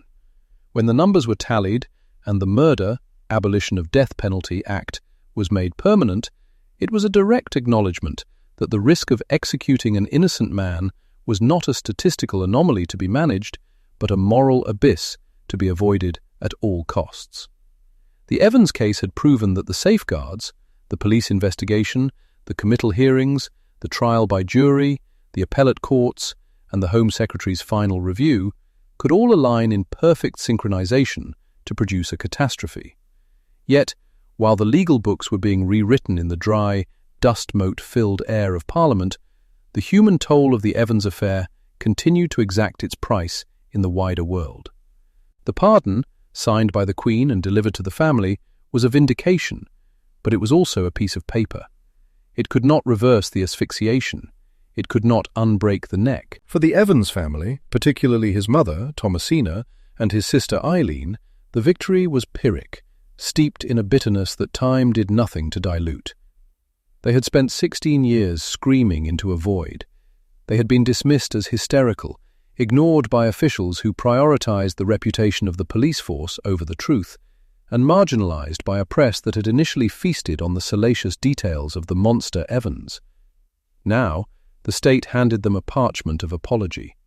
The pardon acknowledged that the Crown had erred, but it offered no method to excise the trauma of the years spent living under the shadow of being related to a notorious child killer. Eileen, in particular, became a figure of tragic resilience. Her fight had been relentless. She had partnered with journalists like Ludovic Kennedy, whose seminal book, 10 Rillington Place, had done more to dismantle the official narrative than any court appeal. Kennedy had treated the case not as a sensationalist crime drama, but as a forensic audit of systemic failure. He had walked the streets of Notting Hill, interviewed the surviving neighbours, and reconstructed the timeline with a watchmaker's precision. When the pardon came, Kennedy noted the subdued nature of the triumph. It was a correction of the record, yes, but it was also an admission that the original machinery of justice had been piloted by men who were either incompetent, prejudiced, or willfully blind. The cultural impact of the case began to seep into the British consciousness, fundamentally altering the public's relationship with the police. Before Evans, and before the exposure of Christie, the British Bobby and the detective inspectors of Scotland Yard were largely viewed as unimpeachable paragons of integrity. They were the guardians of order in a post-war world that felt fragile. But the revelation that Evans had been bullied into a false confession, that his vulnerability had been weaponized against him by exhausted or overzealous officers, cracked that pedestal. The public learned of the hours of interrogation without a solicitor, the leading questions, the confusion of a man with a low IQ trying to please authority figures. It planted the seeds of skepticism that would eventually grow into the major criminal justice reforms of the 1980s, including the Police and Criminal Evidence Act, which finally mandated the tape recording of interviews.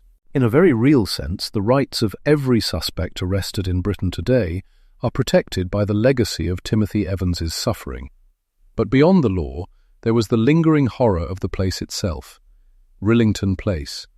The name had become so toxic, so synonymous with death, that the local council had attempted to sanitize it by renaming it Ruston Close. It was a futile gesture. A name change could not exorcise the soil. When the demolition crews finally moved in, as described, it was an act of necessary violence. The houses were Victorian terraces, cramped and devoid of modern amenities, but number 10 was different.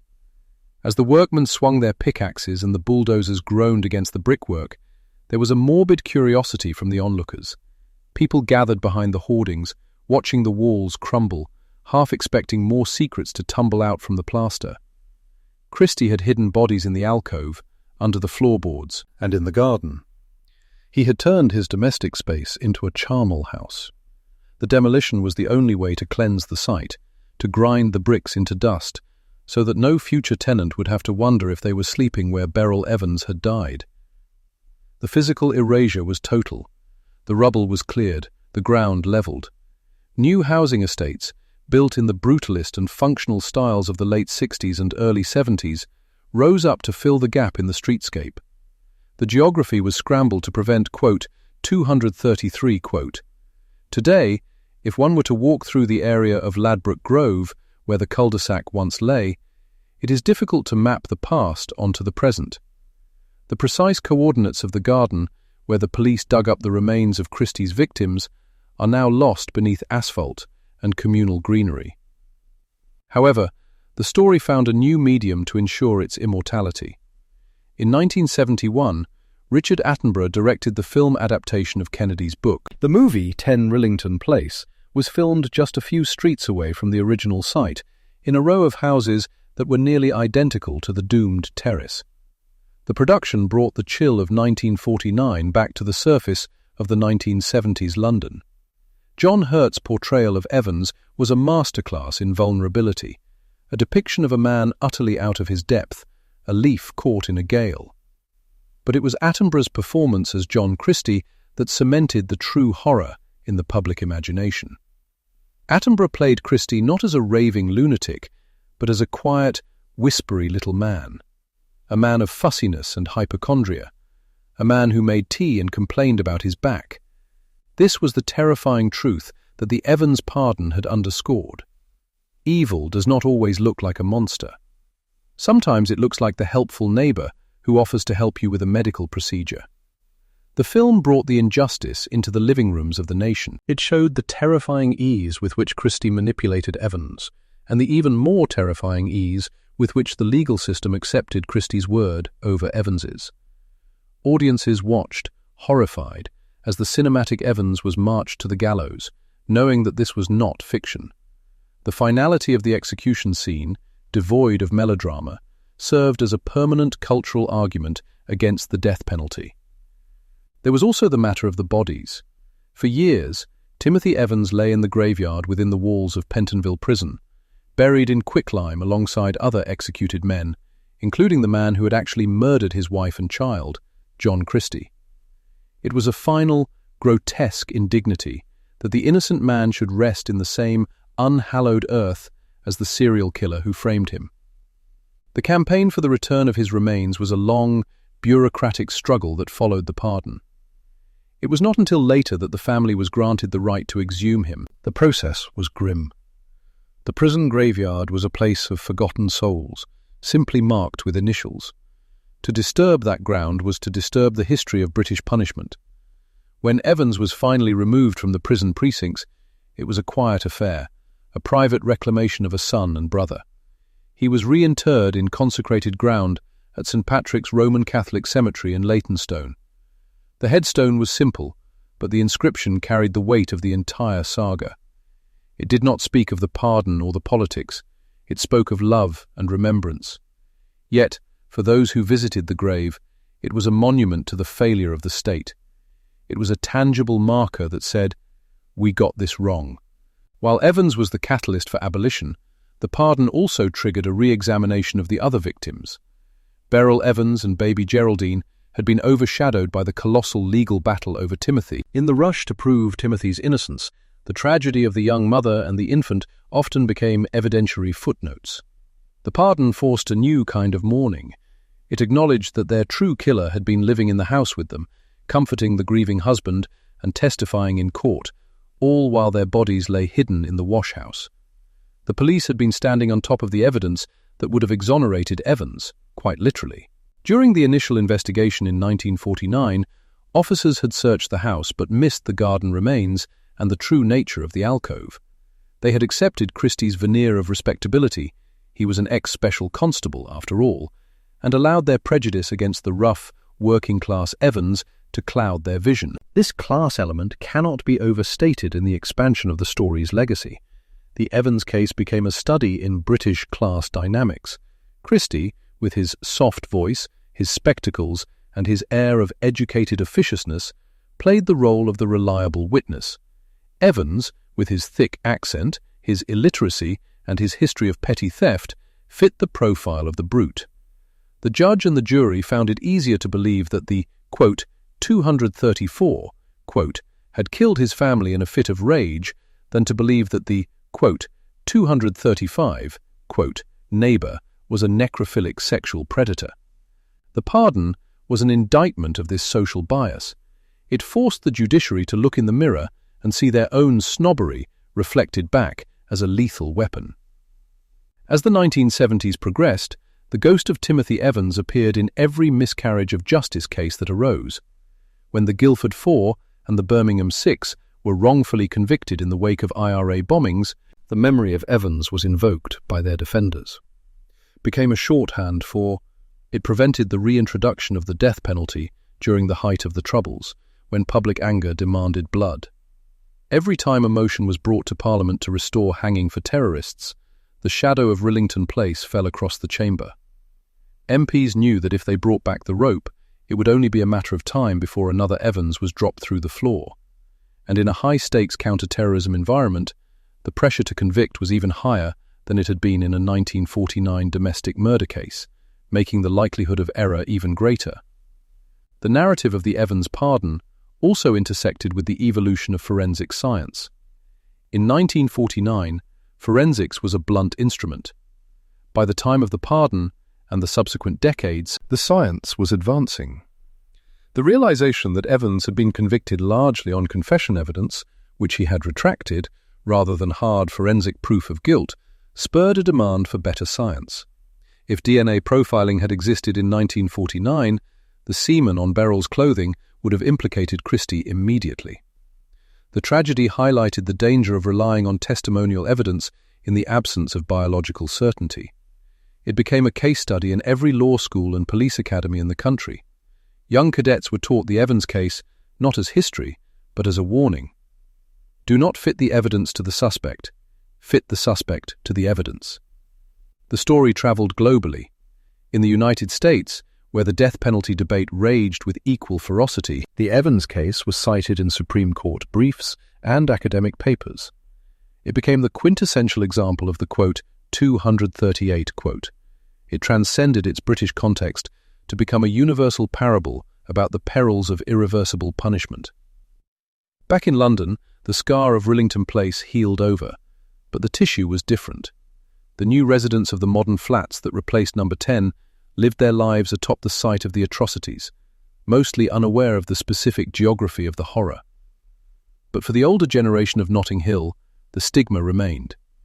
They remembered the fog, the poverty of the post-war years, and the sensation of the news breaking that the polite man at Number 10 was a monster. They remembered the confusion when Evans was pardoned. There was a strange psychological phenomenon that occurred in the wake of the pardon. The villainy of Christie deepened, while the humanity of Evans was restored, but remained pathetic in the true sense of the word, evoking pity. Evans was not transformed into a hero. He was a liar, a thief, and a man who had told conflicting stories to save his own skin. But he was our liar. He was a victim of a system that was supposed to be better than him. The pardon elevated him from a sordid footnote to a martyr of civic negligence. The legal teams that had worked on the inquiry, specifically the Brabin inquiry that preceded the pardon, faced their own reckoning. Mr. Justice Brabin's report had been a masterclass in hedging. He had concluded that Evans probably killed his wife but not his daughter. It was a bizarre Solomonic splitting of the baby that satisfied no one but provided just enough political cover to grant the pardon based on the daughter's death alone. History has not been kind to the Brabin report. It is viewed now as a desperate attempt by the establishment to save face, to admit a mistake without admitting a total collapse of the system. The pardon, when it came, swept aside Brabin's hesitation in the public eye. To the people, Evans was innocent of both. The nuances of legal probability meant nothing against the overwhelming reality of Christie's madness. It is also worth noting the role of the press in the post-pardon era. The Daily Mirror and other tabloids, which had once sensationalized the headlines, now championed his innocence. It was a shift in the media landscape, the beginning of the campaigning journalism that would seek to expose other miscarriages of justice. The Evans case taught editors that challenging the official police narrative could sell papers just as well as supporting it. It gave rise to the quote teams and investigative units that would dog the steps of the establishment in the coming decades. As the years turned into decades, the direct connections to the case began to die out. The police officers, the judge, the lawyers, and finally the family members passed away. But the story refused to recede into the sepia-toned distance. It remained vibrant because it touched on the fundamental fear of the citizen. helplessness before the state. In 1999, the Criminal Cases Review Commission, a body set up to investigate miscarriages of justice, itself a descendant of the reforms sparked by cases like Evans, referred the Evans conviction back to the Court of Appeal. It was a symbolic move, decades too late for Timothy, but essential for the record. The judges quashed the conviction for the murder of the child, Geraldine. The pardon had been an act of royal mercy. The quashing was an act of legal correction. The court stated that the conviction was unsafe. It was the final legal seal on the coffin. But let us return to the atmosphere of the late 1960s, the immediate aftermath of the pardon, to understand the texture of that time. London was swinging, the Beatles were recording, skirts were getting shorter, and the grey austerity of the 40s was fading. Yet, the Evans pardon served as a grim anchor to the past. It reminded the swinging generation that their parents' world was one of hangmen and dank cells. It created a dissonance between the modern, progressive Britain that was emerging and the medieval brutality of its recent past. The abolition of the death penalty was part of the great liberalising wave of the Roy Jenkins era, alongside the legalisation of homosexuality and the reform of abortion laws. But while those other reforms were about expanding freedom, the abolition of the death penalty, driven by Evans, was about limiting the power of the state. It was a recognition that the government could not be trusted with the ultimate sanction. The pardon also cast a light on the mental health of John Christie. In the years following, psychiatrists and criminologists pored over the transcripts of Christie's trial and his confession. They analysed his history of psychosomatic blindness, his whispers, his dominance over women. Christie became the prototype for the British serial killer, not a violent intruder, but a festering rot from within. The pardon of Evans necessitated a full acceptance of Christie's pathology. If Evans was innocent, Christie was not just a murderer, but a manipulator of genius-level capability. He had successfully used the prejudice of the police as a weapon to kill his neighbour. This realization was more terrifying than the murders themselves. It suggested that the institutions of law and order were easily hacked by a madman who knew which buttons to push. The ripple effect touched the lives of the jurors who had sent Evans to his death. Though their names were largely kept out of the papers, the burden they carried must have been immense. To vote for a man's death, believing you are doing your duty, and then to learn years later that you were an instrument of a serial killer's design, that is a psychological weight difficult to comprehend. The pardon absolved Evans, but it could not absolve the consciences of the 12 men and women who said, "guilty." It highlighted the flaw in the jury system when high emotions and prejudiced prosecution are in play. And what of the hangman? Albert Pierpoint, the nation's most prolific executioner, had hanged Evans. Pierpoint was a professional, a man who prided himself on efficiency and detachment. Yet, in his later years, even he turned against the death penalty. In his autobiography, published in 1974, he wrote that capital punishment achieved nothing but revenge. One has to wonder how much the Evans case contributed to that change of heart. Pierpoint had looked into Evans's eyes in the execution chamber. He had seen the fear. He had pulled the lever. To know later that the man was innocent must have chipped away at the stoic armour of the executioner. The pardon of 1966 was therefore not an end, but a beginning. It began a process of national introspection. It challenged the infallibility of the judiciary. It changed the way police interrogated suspects. It changed the way juries looked at confession evidence. It changed the landscape of London. And, most importantly, it removed the rope from the arsenal of British law. The demolition of 10 Rillington Place was the physical manifestation of this desire to move on. The authorities wanted to wipe the slate clean, just as they had wiped Evans's record clean. They wanted to bury the memory under tons of landfill and new concrete. But stories of such profound injustice are not easily buried. They seep up through the cracks. Even today, when one reads about the case, the sensory details are overwhelming. The smell of the gas in the tiny kitchen, the sound of the shunting trains from the nearby line, the gloom of the staircase. The pardon forces us to revisit these details not as a crime story, but as a tragedy.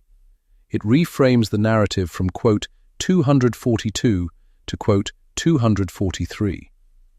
The legacy is perhaps best summarized by the silence that falls over any room when the case is mentioned during a debate on capital punishment. There are arguments for retribution, arguments for cost, arguments for deterrence, but then someone says, quote, 244, quote, and the argument stops. The name itself has become a stopper, a final barrier that the proponents of execution cannot cross. The pardon transformed a man into a symbol, and that symbol stands guard over the statute books, ensuring that the state can never again take a life in the name of a flawed justice. It is a heavy legacy for a man who just wanted a quiet life, who loved his daughter, and who had the terrible misfortune to rent a flat upstairs from a monster. The state could not give him back his life, but in pardoning him, and in abolishing the death penalty, it gave his death a meaning that has saved an untold number of lives since. Every prisoner who has been exonerated from death row, or whose life sentence was overturned due to new evidence, owes a debt to the tragic, illiterate van driver from Merthyr Tydfil. The brick dust of Rillington Place has long since settled. The geography is lost, but the line drawn in the sand by the pardon of Timothy Evans remains as sharp and indelible as it was in 1966. It is the line between a justice system that claims to be divine and one that admits it is human. And it is on the human side of that line that the United Kingdom has chosen to remain. In the end, the pardon was a message to the future. It was a document that said, "We are capable of monstrous error." And because of that admission, the shadow of the gallows was lifted from the land, leaving only the memory of the mistake to ensure it never returns. The erasure of the house was complete, but the construction of the legal safeguard was permanent. The two actions, the demolition of the physical past and the building of the ethical future, were inextricably linked, hinged on the fate of one man who, in the end, was officially, legally, and undeniably innocent. The repercussions extended into the very philosophy of British jurisprudence. The Blackstonian formulation, quote 245, was no longer an abstract legal theory. It was the lived reality of the post-Evans era. The system had to be recalibrated. The burden of proof, the standards of evidence, the scrutiny of police conduct, all were tightened. The casual acceptance of quote 246 confessions, known in police slang as quote, where officers would attribute incriminating statements to suspects who had never made them, began to face challenges in court that would have been unthinkable in 1949. Defense barristers found a new vigor. They could point to the Evans case and ask the jury, quote 248, quote. Furthermore, the pardon impacted the role of the Home Secretary. Previously, the Home Secretary held the power of life and death, a heavy mantle that involved reviewing capital cases for reprieve. It was a secretive, arbitrary process. The abolition of the death penalty removed this burden, but the Evans pardon highlighted how ill-equipped a politician was to act as the final court of appeal. The move towards an independent criminal cases review commission, decades later, can be traced back to the realization that political figures, worried about appearing, quote, 249, quote, were poor guardians of justice. The political expediency that had allowed Evans to hang, the desire to protect the reputation of the police and the courts, was exposed as a moral rot. The story also redefined the concept of the, quote, 250. For years the victims were Beryl and Geraldine. Then the victim was Evans. But the circle of victimization widened to include the integrity of the law itself. When the law kills an innocent, the law commits suicide. The restoration of faith in British justice required not just the pardon, but the dismantling of the weapon that had inflicted the wound. The abolition was the only way to heal the structural integrity of the legal system. As the 20th century drew to a close, the Evans case remained a touchstone. Books continued to be written, documentaries produced. The face of Timothy Evans, often cropped from a wedding photo, staring out with a look of mild confusion, became an icon. He was the patron saint of the wrongfully accused. His pardon was the holy writ of the abolitionist movement. The redevelopment of the area around Ladbroke Grove continued. Gentrification swept through Notting Hill. The damp, soot-stained terraces were replaced or renovated into multi-million-pound properties. The demographic changed. The working-class struggle that defined Evans's life was pushed to the margins. Yet, local historians and dark tourism enthusiasts still sought out the site. They would stand on the pavement consulting maps, trying to align the modern reality with the black and white photographs of the crime scene. They were looking for the ghost. But the ghost was not in the pavement. The ghost was in the law. The ghost was in the text of the Human Rights Act. The ghost was in the instructions given to every jury. Timothy Evans had transcended the physical world to become a principle.